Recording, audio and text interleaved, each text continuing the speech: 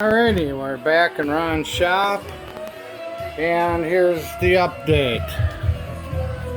I have everything disconnected. This is all cleaned out to start work on. All the dirt's out of it.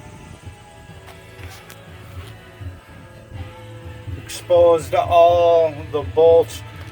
Now these bolts are nowhere how they explain in the books. There's a bolt in a body bolt to the frame bolts. There's one that in that corner, it was behind the kick plate, which I removed, and then there's one in that corner over there. Then you've got your 1 2 1 2 in the first cross member. Then when you get back to the back of the seat, behind the seats, you have the sway bar bolts to the rear, and those got to come out.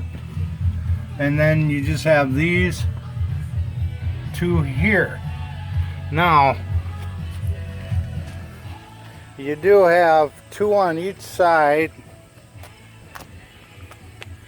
There's one there, and then there's one behind here, and that's where the kick plate is on the other side. So I've got a lot done today. I got all the stuff cleared out of the way. There's your other one, and then you have your other body bolt on the inside. It's right underneath here.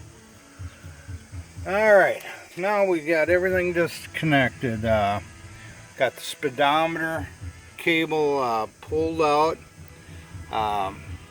It's actually harder to get to the speedometer cable through the transmission, the way they have it tucked in. And plus, I didn't want to let a bunch of transmission oil out, so I took it out from behind the dash, pulled it through here. Now also there's your oil pressure gauge. It's a manual that ran through the same spot. I pulled that. All the wiring up here is disconnected. I took pictures. A good idea is take pictures of everything as you go, so you know you have a reference to help you. Even though all these wires are color to color, they do have spots where it's double the color, triple the color. So I mean, the MGs I know by heart. I don't need to, but the Triumphs are different. This is my first one, so I tried to take pictures of everything. All my hoses are disconnected. All the throttle cables are disconnected. My heater cable is disconnected. My ground strap, which was over here, is disconnected. So yeah, I got it's pretty well ready to pull this front off, the hood, or for you English guys, the bonnet, and yeah, we're about ready to roll. About ready to pull this body off. I'm actually going to build a frame I seen on YouTube.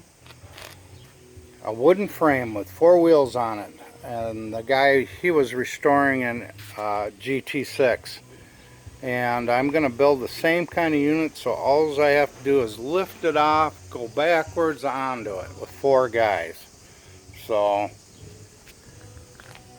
and the reason why I want it on wheels is I'm actually going to do the mechanical work first. This, like I said, is going to be probably a year or 2 project, and I was going to take the dash out. I did take the center out, so I squiggle a hand in there for the throttle cable, but or not the throttle cable, but the speedometer cable. And I got to figure out where all the bolts are to get that off properly. I don't want to wreck it. I want to restore it and cover the top. So I have to figure out how to do that safely. Actually, the last thing I have to disconnect is the steering wheel, or the steering column. And it looks to me like I can disconnect it down here,